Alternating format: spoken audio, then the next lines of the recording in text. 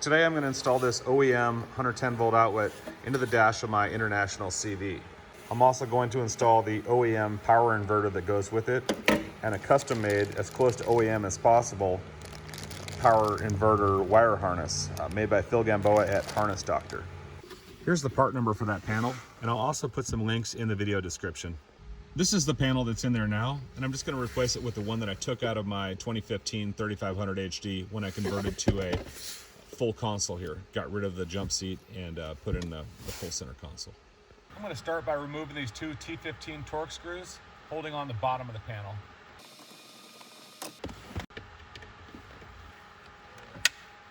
And there's one more up top.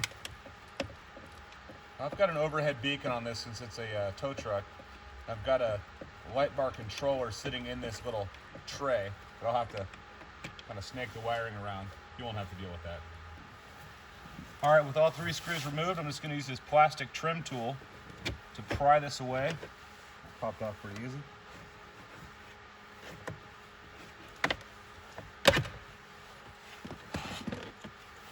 And just got to pull this red terminal lock up, squeeze the end, and pull this sucker on out of there. Next, over on the driver's side, I'm going to pull off this knee bolster. There's a T15 here, a T15 here, and if you have a pickup truck, you'll have a hood release lever right here that kind of unsnaps from the back of it. All right, with those screws removed, I'm going to raise the steering column, slip my hand in underneath it, and just kind of pull straight out on it. And it just pops loose. Now I'm going to mount the power inverter back up there in the dashboard.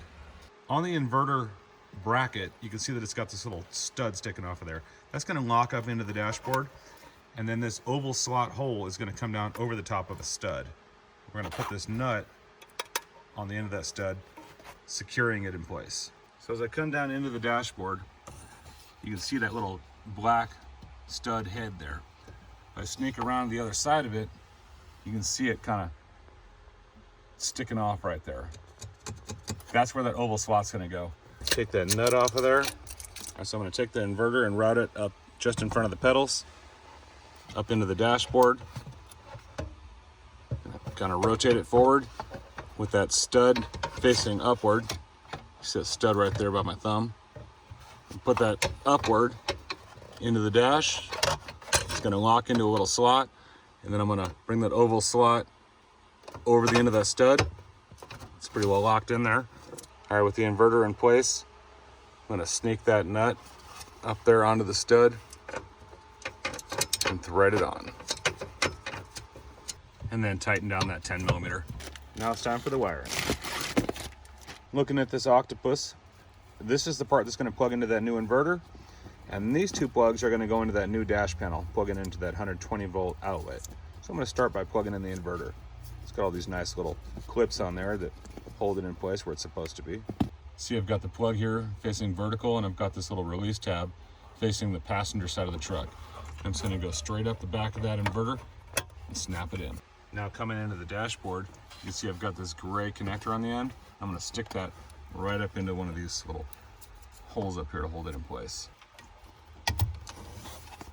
Next, I'm going to take the two plugs for that new 120 volt outlet, and I'm going to feed them right across the front of the dashboard up in a position for that new panel. Now with the rest of the octopus, we've got a few more connectors.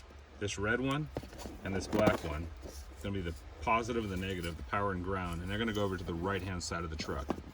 This last one is going to go to the X61A junction block, which is just behind the pedals on the left side of the dashboard here, in behind this little cover. So I'm going to feed these two wires right up along the same route that I fed these. I'm just going to reach in there and pull them through along with it. Next, I want to gain access to the area behind the glove box to route this wire over to the right hand side fuse box. So to do that, there are two T15s here, two here, and two more here.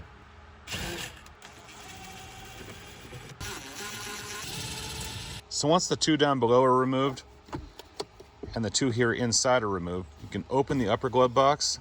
Leave these two upper ones in place for now if you're not going to pull that off. Just grab a good firm hold of it and give it a tug. it'll just pop right off of there. And while you're at it, if the truck's got a few miles on it, pop this panel off of here and access your cabin air filter. Change that sucker out and make your air blow nice and clean. Starting at the front of the dashboard, looking through the hole where the glove box was, you can look over to the right and see all those wires coming out of those green plugs. That's the right fuse block that we need to plug that power lead into. Now I've got that red power lead routed behind where the glove box used to be over to the fuse block on the right hand side.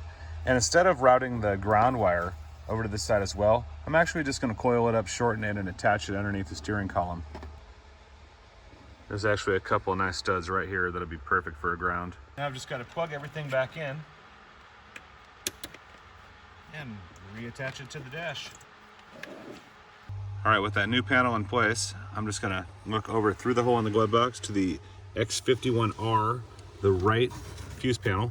I'm gonna squeeze it on the edge of this lever, release it, and unlatch it by folding it up.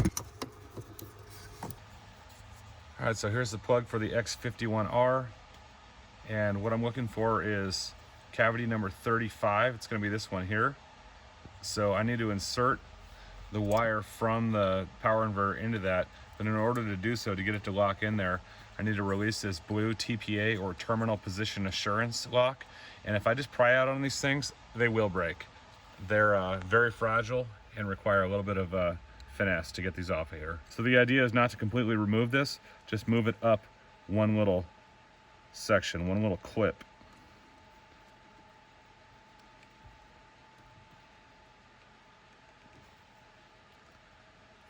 Again, these ears love to snap off of there, so it's just really critical that you just take your time and work that little cap, that little lock up and off of there.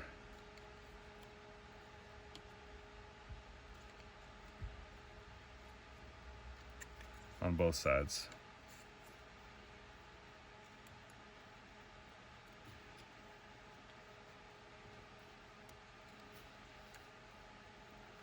If one of these little ears breaks, it's not the end of the world. It just kind of sucks.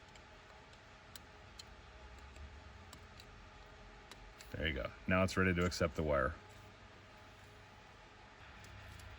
Okay, so I'm ready to insert the wire. So I'm going to the second row of terminals and I'm gonna hit the end one. And I'm just gonna put it in there so that these two little tabs right here are facing down in the camera. I'm just pushing it until you hear it click. That's it, it's in place. Relock that TPA.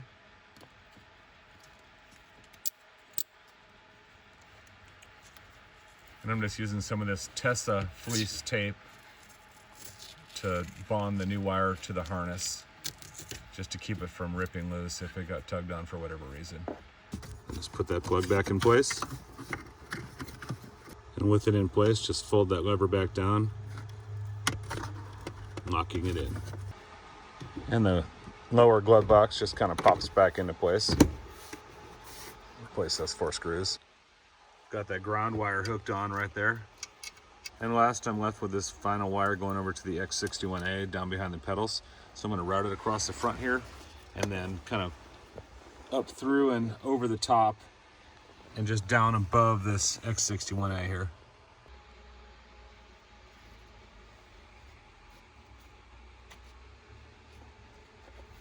All right, now I'm going to pull off the cover on the X61A junction block. And it works best if you just come around here to the bottom edge and grab this one clip. There are 2 on the right side and then 1 on the left side, but if you just grab this bottom one clip, break it loose, grab a hold of the bottom edge, and just pull, the whole thing will kind of pop loose. It doesn't break anything, it just makes a lot of noise. And with that cover off of there, the plugs are exposed. There's a little bit of misinformation out there in the upfitter manual. These connectors are mislabeled on the diagram of which connector goes where, but the actual placement of the wires is correct in their manual. So this is the X7 connector, the X5 connector, and the X4 connector. However, it's labeled as this one being the X5 connector and this one being the X4 connector. All right, with this cover out of the way, I can get to the connectors down here on the X61A. This is the X7 connector, the X5 connector, and we're gonna go for the X4 connector. If you squeeze it on both sides, helps to slip a screwdriver in there. I'm just gonna squeeze in on the outside and kind of wiggle it loose. You can pop it up. These are those tabs. Fold it up all the way So it's fully unlocked, and then pull that sucker out of there. And what I'm looking for is cavity number 18. It's gonna be the 4th row down from the top, and it'll be the middle cavity. It's the purple wire, the violet wire with the brown stripe right next to that yellow wire. Just need to remove that TPA, pop it loose. So I've got it popped loose, and if I was just inserting another wire into a cavity, it'd be no problem, it would click right in. But since I need to actually remove one, it's gonna be easiest if I just pop this thing completely off of there. All right, with that sucker off of there, pop that terminal out. So to make it easy to get this terminal out of here, what I'm gonna do is take this blue cam off of there so that I can pull pressure on the wire from the back side. In order to get this blue cam lever off of there, just kind of need to release these tabs to fold it back down into its locked position, like that. And now I can just pull it off of there. The terminals are held into the cavities by these little locking tabs, and you can just pry down on them with a sharp tool, little pick, or this is an electrical probe, just to pull down a little pressure on that tab to release the terminal and pull it out the backside.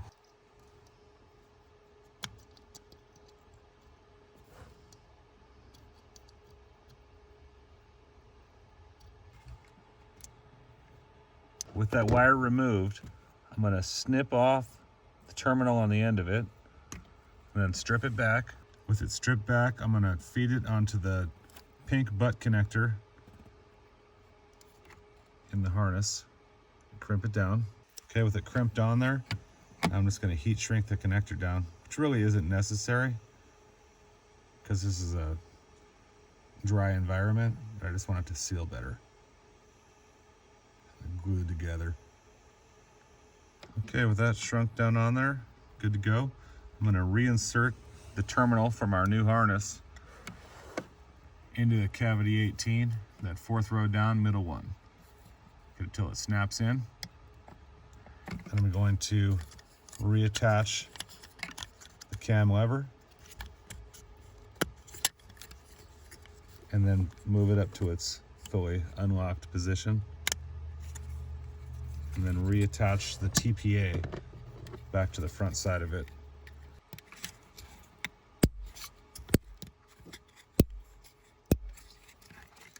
Make sure it's fully locked down into place.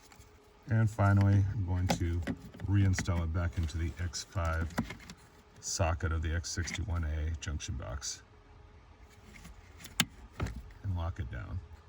Now I'm going to do what I did on that X51R fuse block and kind of tape the wire up against the harness just to prevent it from pulling free.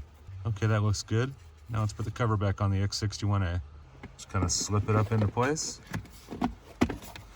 Make sure that new wire is going out the top of it. I'll snap it into place.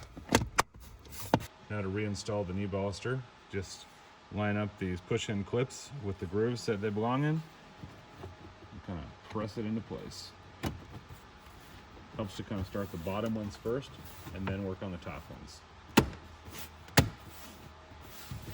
Put on those final 2 T15 screws, and if you're on a pickup truck, your hood release, snap it back in there, you're good to go. All right, I got the ignition powered up, got a battery in a charger, let's plug it in, got an indicator light, and the battery starting to charge. That is just too cool. Once again, I got this kit from Phil Gamboa at harnessdoctor.com. I'm just completely stoked right now. This is awesome. My truck did not come with a power inverter. I ended up putting a factory install in it. It's just, this is awesome. Great job, Phil. Thank you so much.